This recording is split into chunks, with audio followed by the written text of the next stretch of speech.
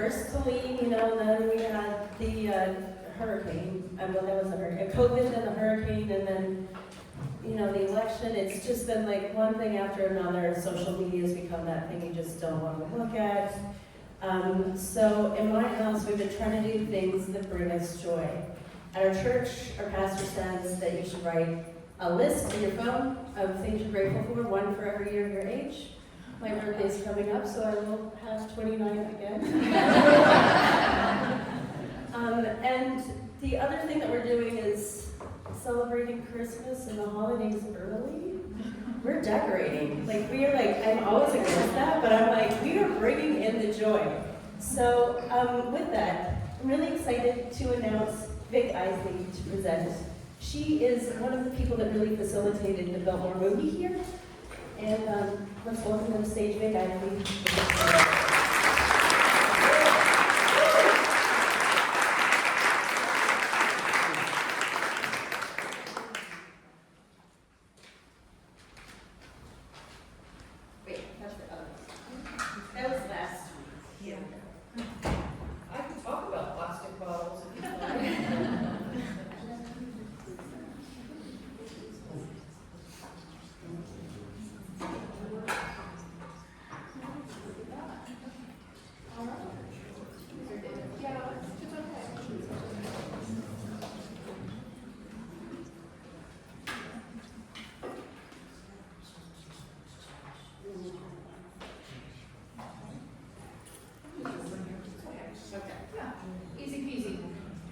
Good morning, everyone. All right, I'm traveling hospitality. Let's try that again. Good morning, everyone. Oh, I love that. Thank you. Well, I'm okay. Okay, gotcha. So then I gotcha. Okay. All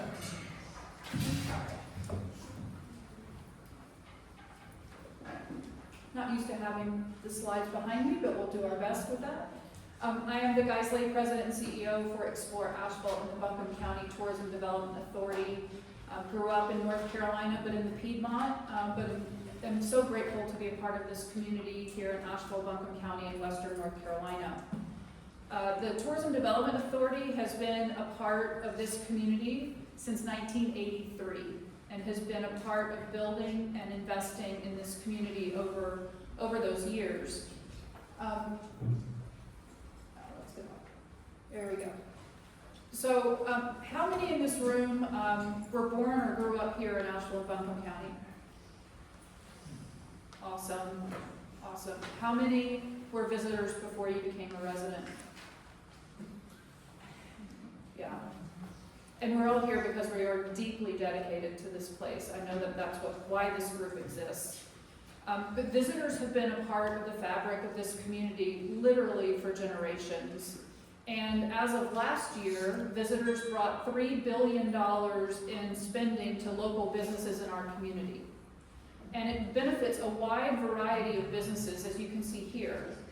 While visitors stay in overnight lodging and pay an occupancy tax, which goes to fund our organization, 70% of what visitors spend throughout our community are in these wide variety of businesses. So almost as much is spent in our local food and beverage outlets, which I think we're all feeling right now, as well as our retail shops and art galleries, recreation and entertainment through tour outfitters, and transportation partners. So what I'm here to talk about are a couple of programs that our team has put together with a lot of partnership and help. So Explore Asheville is a 501c6 organization, and we have partners, not members. So we have about 2,000 partners who raise their hand to say they want to be a part of this community. And so when Helene ripped through here, there were a few things that we took off the shelf and some things we created. I've been doing this work of telling a community story for more than 30 years. I've been through 4 hurricane recoveries and 9/11 recovery in Washington, D.C. And this is beyond, folks. We're dealing with something here that has not been dealt with, certainly in our region or our state. And according to some FEMA folks on the ground here who've been helping throughout Western North Carolina, they've never seen anything like this. So give yourself some grace as we go through what we're trying to come back stronger in with our own community. So the first thing we're going to talk about is our Love Asheville from Afar. Some of you have heard me speak before, and I'm a both and, so my conjunction, what's your function? Is and, not or. And so this is a both and program, but one program that we had coming through COVID was a virtual holiday gift guide. And so our team quickly took that off the shelf and worked with a number of other nonprofit organizations throughout our community to put this together. And so you can see here, and let's click one more time, I think. Nope, let's go back one. There you go. So within 15 days, the team had put this program together, which is, it was GoFundMe's, it was purchasing online, and creating this hub on exploreasheville.com, which is currently up. We started with 300 merchants and businesses, and we're now over 650. So this is something that we are putting together to get, this is the both and, is Love Asheville from Afar by purchasing online, and this is different from COVID, that the holy grail is potable water, and we need businesses open so that customers can safely walk through the front door to support our merchants and our creative community. So we know that this is working. So we have had some feedback, even just in the room this morning, but some feedback about folks actually getting sales through this process. And so we're going to continue working on promoting Love Asheville from Afar, while also supporting our business community opening their doors safely when and where it's safe to do so. The next thing I'm going to talk about is our Always Asheville Fund. So if you go to the next slide, here's some facts to go with, is that according to FEMA, 40% of small businesses never reopen their doors coming out of a disaster like this. And we know how important small businesses are to the fabric of Asheville, Buncombe County, and Western North Carolina as a whole. Now, during COVID, our organization also ran a Tourism Jobs Recovery Fund grant program. And of the 400 businesses that received grants through that program, 90% of them were still open 4 years later. So we want to buck that 40%.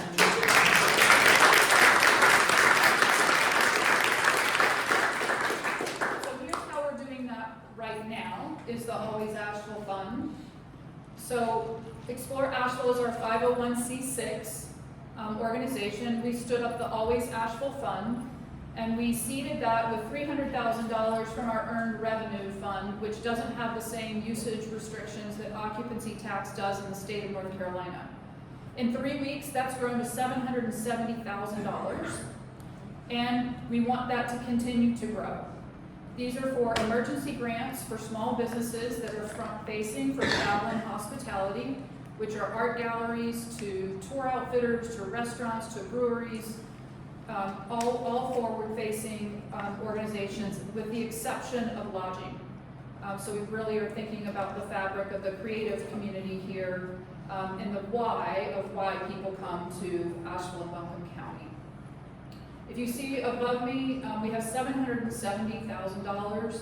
We opened the grant application process last Thursday following our board meeting on Wednesday.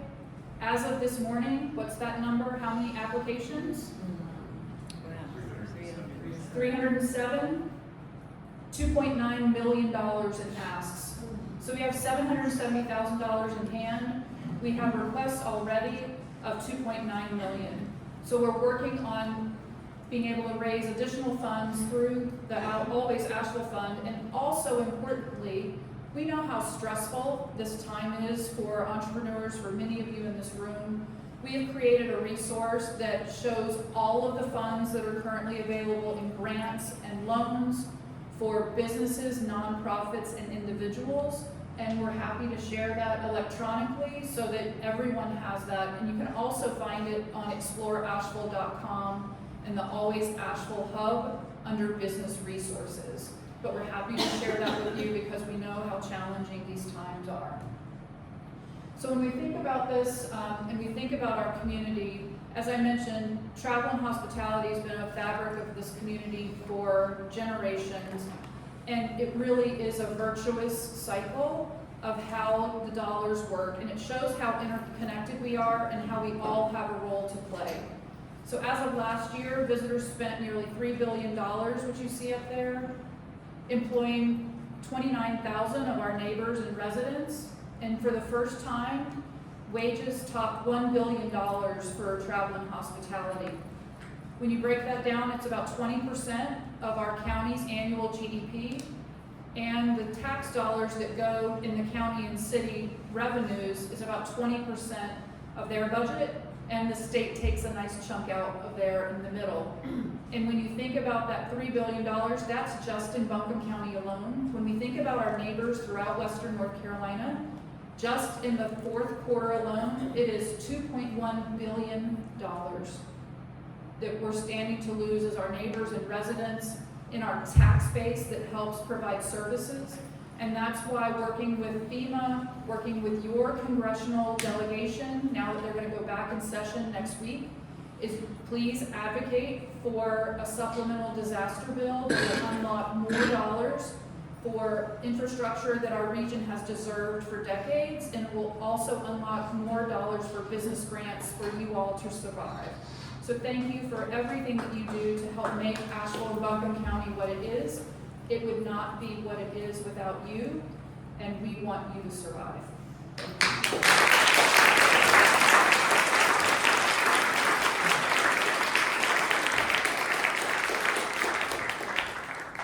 All right, who has a question?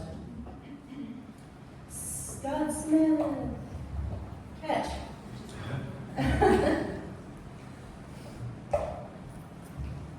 So, I'm not an economist by any means, but my question during this has been this 146 million in the middle there. What is, are you aware of what the attitude from Raleigh is as far as the need for this to happen? Because without that revenue coming to Raleigh from Asheville because of what's happened here, do they see that as like an effect that's going to spread and it's going to affect the state? Do they see this as a state problem, or do they just say, oh, that's an Asheville problem? Yeah, I would say that one of the things that I have witnessed in the 5 weeks of post-bitch Helene is that I've never seen bipartisan meetings on the ground from local to state to federal as I have in the last 5 weeks. And my hope is that that continues. We have folks here that are representing us in Raleigh who are making sure that folks are on the ground here. So Tim Moore, Phil Berger have been on the ground here multiple times to see what's happening here. You know, we had one bite of the apple in Raleigh with the General Assembly when they went into session for 1 day. Out of that 1 day, I think it was $278 million. They did pass $50 million in business loans that Mountain BizWorks is going to administer on behalf of that. Those are business loans. We were educating for the need for business grants. A distinction between coming out of COVID when everybody was in the same space, not just in this country, but around the world. And the state ran a North Carolina Business Recovery Grants program that had $500 million in it for across the state. That was funded through ARPA dollars, so federal dollars. So the two questions that came up that I understand from Raleigh and the statewide delegation, is it legal to use state dollars for business grants? And two, because we are a very wide state, the Eastern delegation said, well, you've never done business grants for us on the East Coast with any named storm, and why would you do it for Western North Carolina? And in all due respect, this is not just a named storm we're dealing with. So that has been the education process there.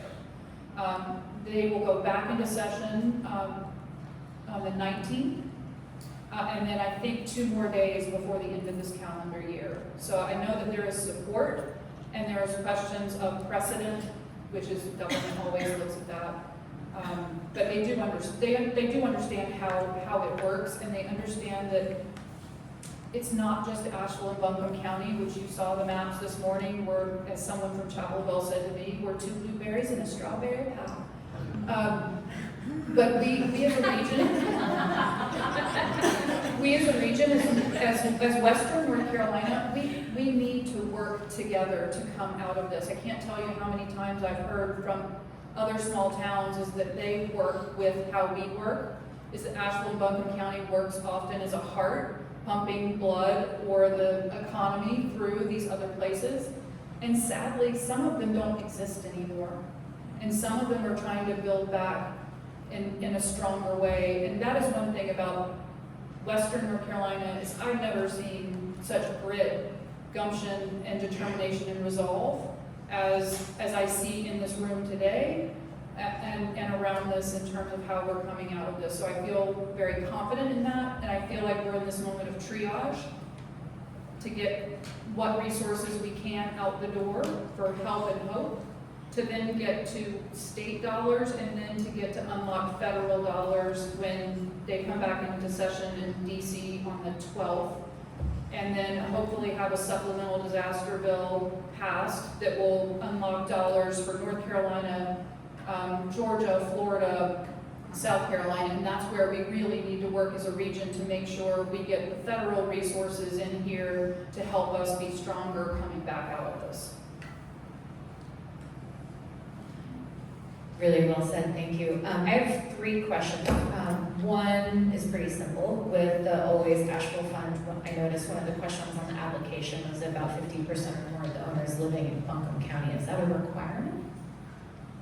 If it's on the application, it is a requirement. I can speak loudly. Oh my phone.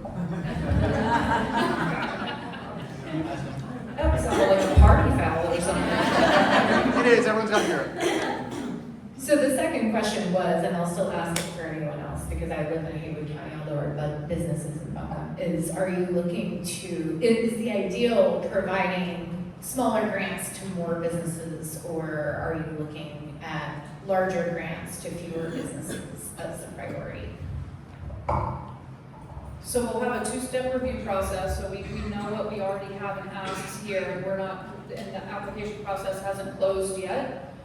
So our grants will be between $5,000 and $10,000, as you see there, and it will be based upon the evaluation of what's provided in the applications, and then also looking at evaluating, some of you in the room I do know that we have 4 strategic imperatives that help guide our work, which is balanced and sustainable growth, so looking at dispersal throughout the county, safe and responsible travel, so sustainability, encouraging more diverse audiences, so diversity, and then promoting and supporting Asheville's creative spirit. So we'll be looking through those lenses to ensure that we're looking across the business categories and segments that they represent.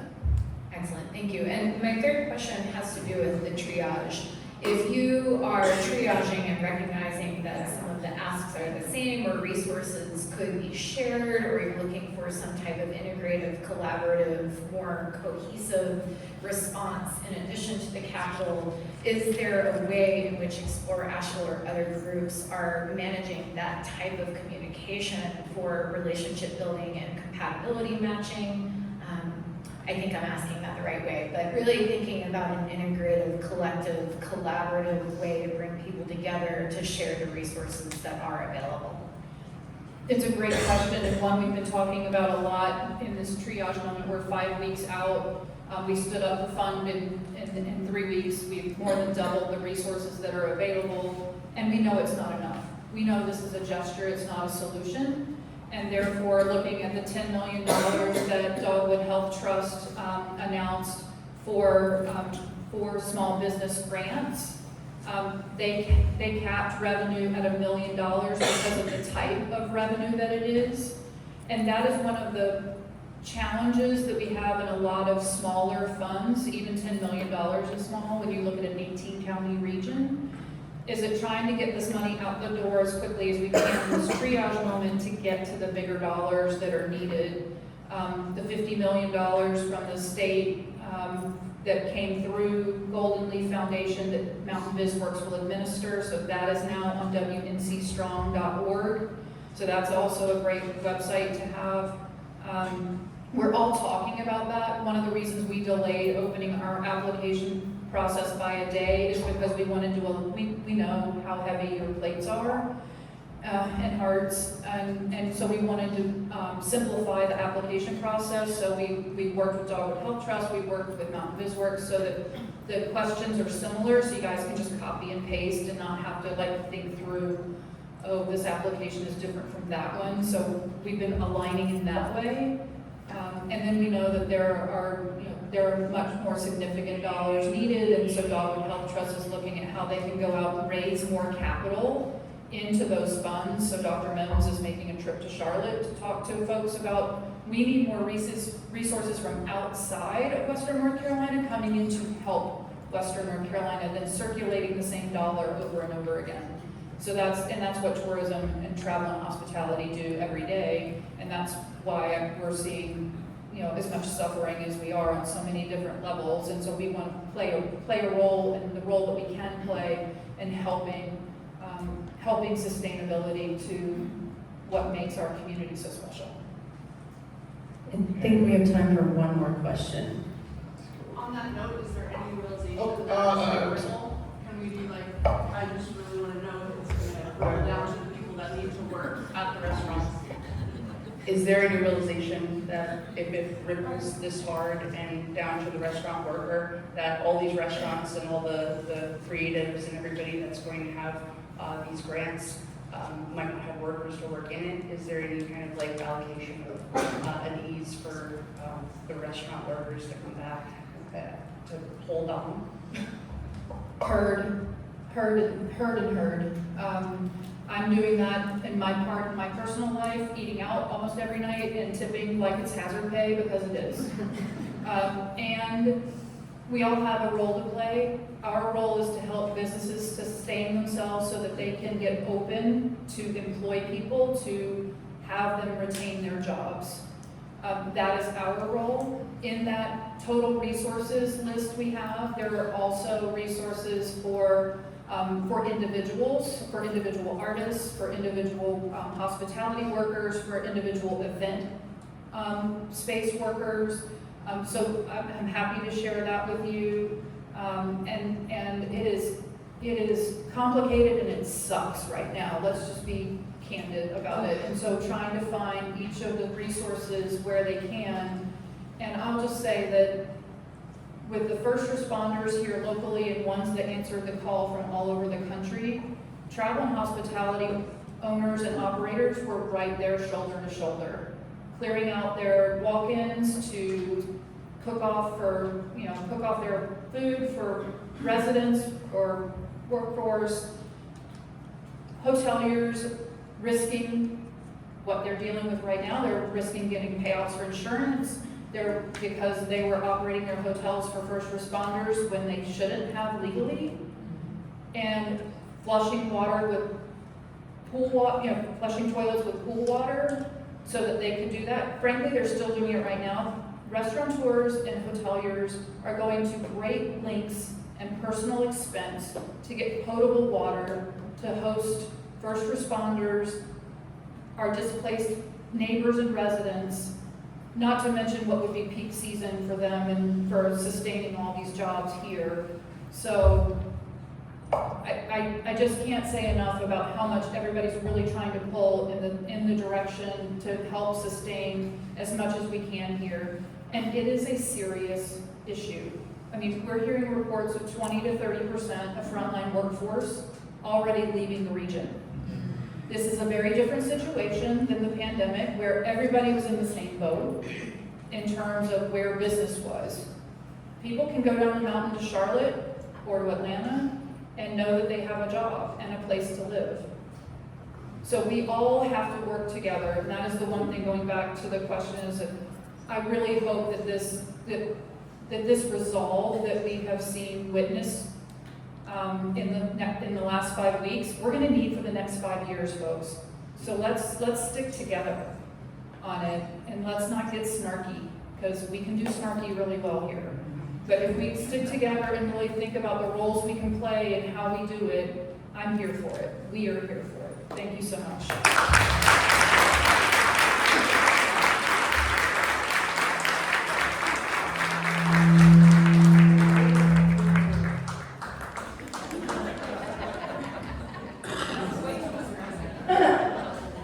Vic, thank you so much. I feel like we could ask questions all day. And so you're going to be here afterwards to speak with people one-on-one. But we have some really amazing entrepreneurs, some icons in our community. Can I say that? Yes.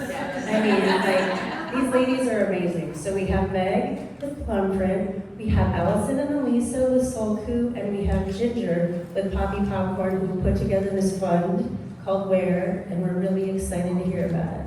Come on up, ladies.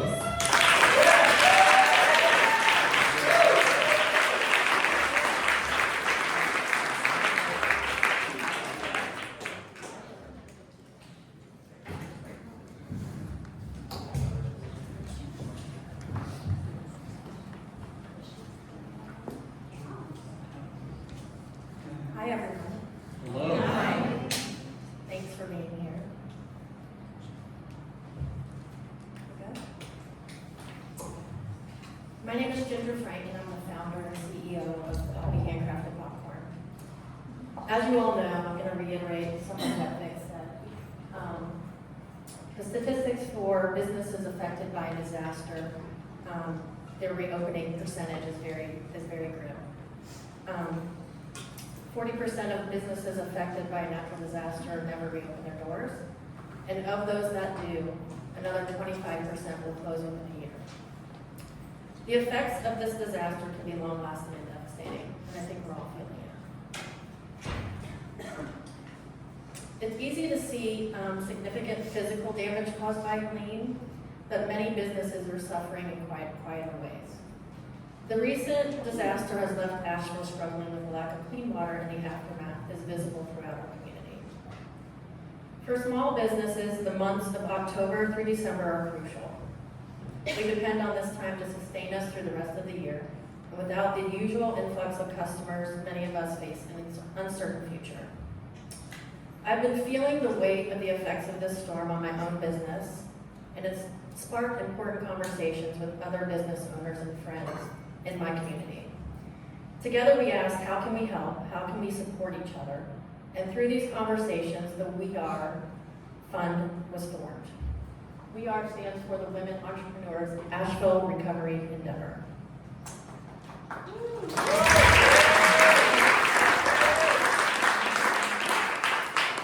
Our goal with We Are is to help resilient women restore what they've lost.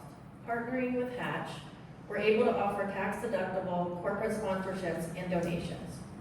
Through these contributions and a raffle of remarkable Asheville-made products, experiences, and stays, we aim to not only highlight our area businesses in a time when they need it most, encourage people to come back to Asheville on their next vacation, but to also fund multiple significant grants and provide mentorship to support women whose dreams of business ownership have been disrupted by this tragedy. We are here to support, rebuild, and recover as a community. Join us in lifting up Asheville women entrepreneurs as they rebuild and reclaim their futures.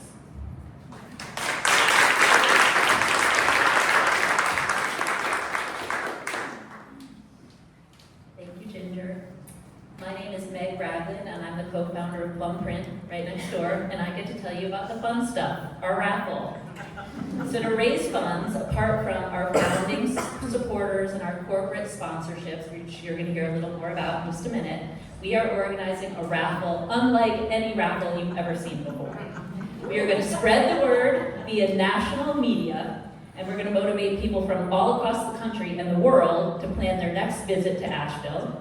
And like Vic Isley said, she and her team, we're also going to be supporting our local brands during this upcoming holiday season.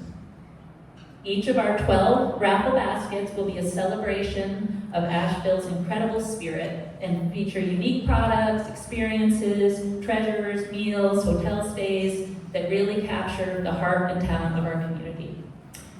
Each of the baskets is going to have a theme, including, not limited to, the Outdoor Adventure Basket, the Brewery Getaway Basket, the Art Lovers Basket, the Foodie Delight Basket, and the Classic Asheville Basket.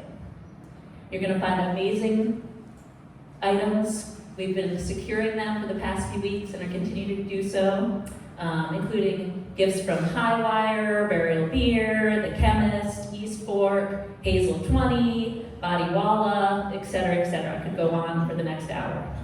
And for just $20 a ticket, you and all your friends around the world can get a chance to win one of these epic baskets, and more importantly, you'll be making a meaningful impact on our community. Every ticket purchased, which will be available from December 1st to December 15th, will directly support Asheville women entrepreneurs as we rebuild our businesses and we continue to enrich our town. So we encourage you to buy many tickets, spread the word, and join us in sustaining Asheville one raffle ticket at a time.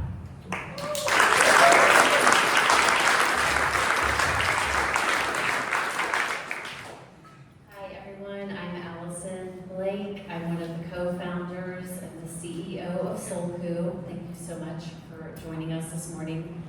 I am here to talk about our eligibility requirements, and not that we followed all of the applications that, the questions on the applications that Vic had mentioned, which would have been really smart if we had done that. But we did follow the NC idea. A lot of those questions on our grant application are similar, and we tried to make it simple and easy. We know it's a really difficult and challenging time right now for people to be filling out and be buried in paperwork. So our grant is going to be available to women-owned businesses, 51% or more, and it is important that they that this is their full-time job, that this is not a side project.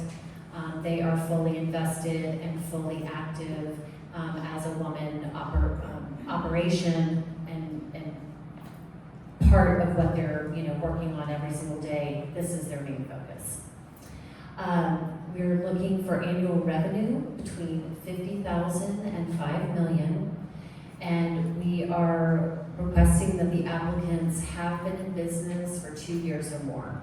So we are looking for applicants that are a sustainable business. It's not a startup, and we hope that we are able to reach many women in our community. Our goal for this fund is big. We decided we were not going to play around, and we're trying to raise $1 million.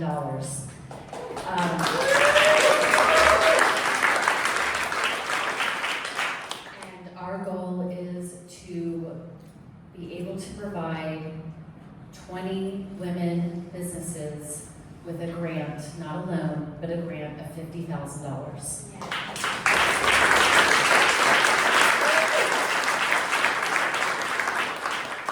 Women-owned businesses, starting out in our early days, we realized how crucial it was to have real funding amounts that we could actually, make financial decisions to keep our business alive and moving forward. COVID was such a challenging time for so many of us, and as business owners across our state, our area, and the country, we're still paying off many of those loans. So it was just critical for us to be able to write a significant check that someone who is in a very desperate situation felt like they had hope, and that with these funds, it could really put them on the trajectory that they need to be sustainable.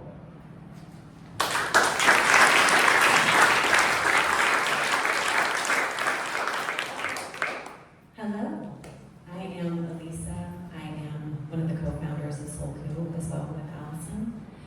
And I am going to talk to you all about our asks, since this is what 1 Million Cups is all about. Yay! And just to thank you all for coming out today. So our asks, we have many.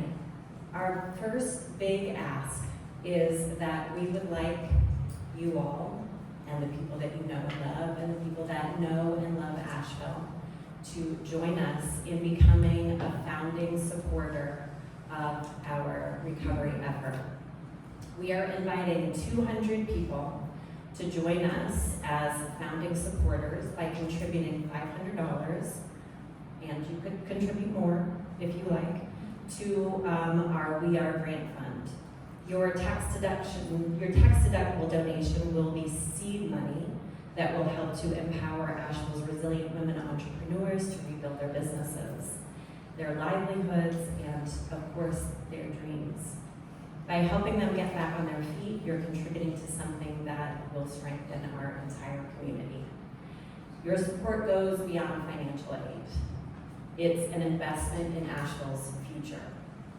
When women-owned sustainable small businesses thrive, they create jobs, they enrich our neighborhoods, and fuel the unique culture that makes Asheville special. So I would just love to invite you to join us into helping us to restore our town's vibrant entrepreneurial heart, one business at a time. Together we can nurture the future of Asheville, and that's really what this is all about. So we also need hotels for our raffle. We need restaurants for our raffle. We need more products to make those incredible baskets that Meg talked about even more incredible. And we have had such an incredible outpouring of support. It's just been absolutely beautiful. Everyone that we've asked has said yes. So don't feel shy if you are interested in helping us out in going and asking the people that you know. No one has turned us down, so walk with that. And we are also seeking corporate sponsorship for the grant to go beyond the seed money and the raffles.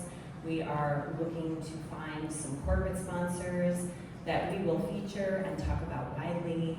And of course, this is all running through the Hatch 501c3, so all the donations are tax deductible. We want to close out our donations and our applications on November 15th.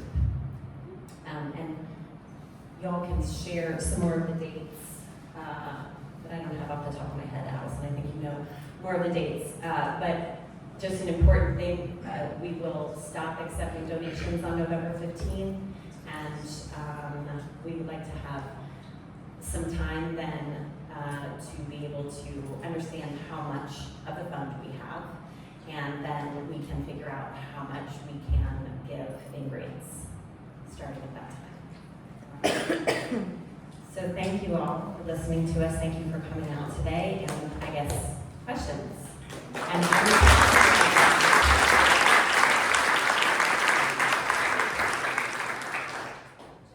Hi, thanks for doing this. Love you guys. Clarifying question. If I'm a founding supporter for 500, do I also get raffle tickets in that amount, or is that like a one-time? yeah, that's a one-time, yes. Okay, regardless, I'm in for the 500. Yay! George is in. This nice lady's in. Emmy, are you in? Allison, okay, so it's like 3 grand right there. Okay, next question. Thank you so much. Hey y'all, thanks so much for what you're doing. This is epically amazing. I have tears in my eyes, just so inspired this morning. Curious if you have a consideration of a package for like women business services. You have an amazing community of women entrepreneurs that can offer up services for raffle and create a package of women business owners for women business owners. Absolutely. Absolutely. Yeah. Love that, thank you. Hey, how you doing? Sean Sullivan with Third Room. You all interested in concert tickets? I didn't see event space. Absolutely. Yeah? Wonderful. That's great to hear. Thank We'll you. reach out to you. Yeah, thank you. Hey guys, will the grant be awarded in some sort of gala or dinner or something like that? selling Sean tables. has a party. We've been talking at length about when to announce the winners, and of course, we're doing this at a very important time, a holiday season where families are trying to gather, and hopefully, Erica bringing out the joy, which we so all desperately need. We have been incredibly blessed with a selection committee that comprises Hatch members and some other community members that are willing to give up their time to review all of these applications between December 10th and December 20th. And so based on that, right now our plan is to announce the winner on December 28th, kind of between some big holiday, I think Hanukkah may still be going on, but and before New Year. So not exactly sure how because we will announce the raffle winner and the grant winners on that same day. It should be a really fun celebration, but Sean, if you want to put together a big party for us, we are in. Another question. I just want to add real quick while we're talking about this. For the folks that are donating to our baskets, whatever your business is, part of this initiative is to highlight Asheville businesses. So it's not just about the grant funding. What we're really trying to do is also, whether it's local folks or folks outside of our town or state, we're trying to introduce them to Asheville businesses. So that's kind of what that raffle part of this is about. We will be including a little link to your website on our website if you're a donor, and there'll also be an information sheet in each basket that highlights every company that's donated to that basket. We've received a lot of gift cards, which we love because we really want people to go onto your website and shop and hopefully buy more than the gift card that they have. So just keep that in mind as you're thinking about that part of it. We really want to keep our businesses in the forefront of people's minds throughout this holiday season.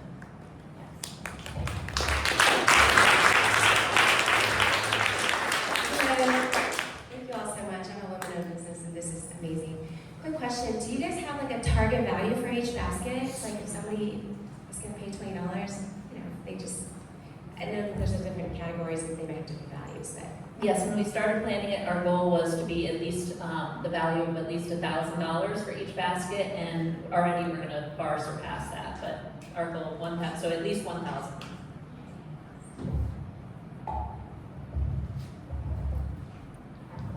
So how many baskets in total do you think you're gonna offer? 12. Just 13. 13.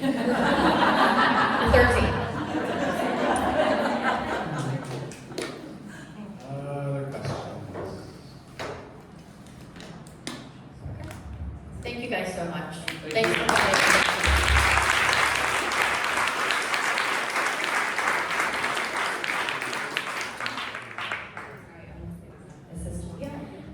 Just so you know, the website, and you can make donations as of right now, is weareasheville.org. Up there, yeah. So it is active and ready to go. Yeah.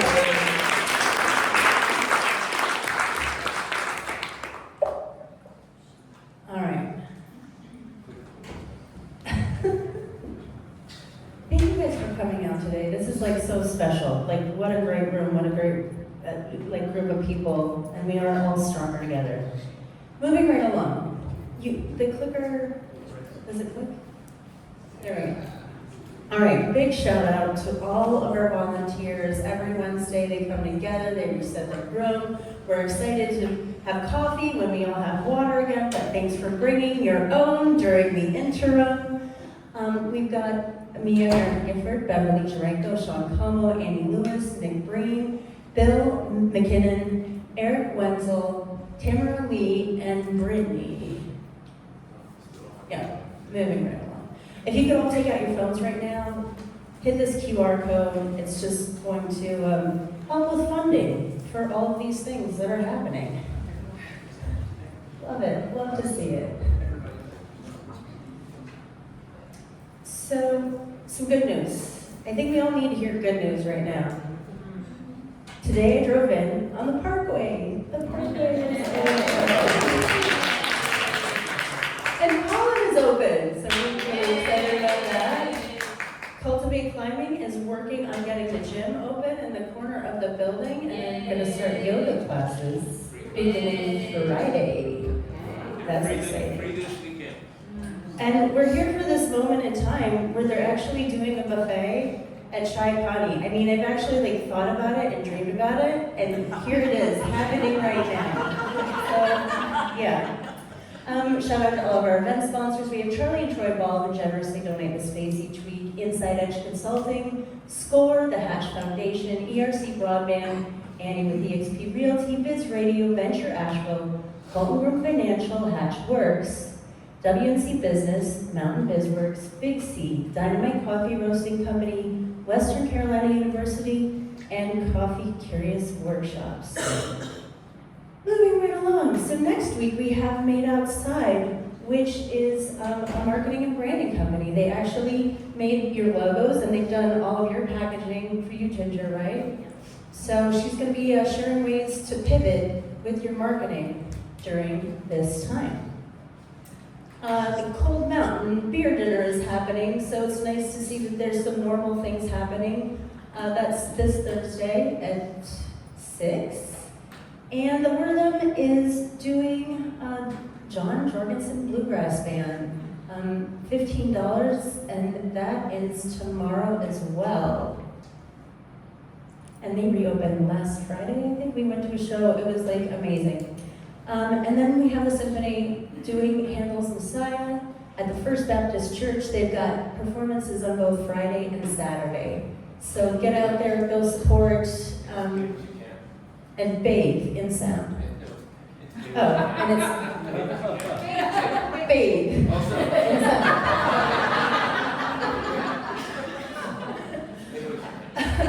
So thank you all so much for coming today. Let's all go forward and share one piece of good news with each other and with everybody that you come into contact with today. Thank you.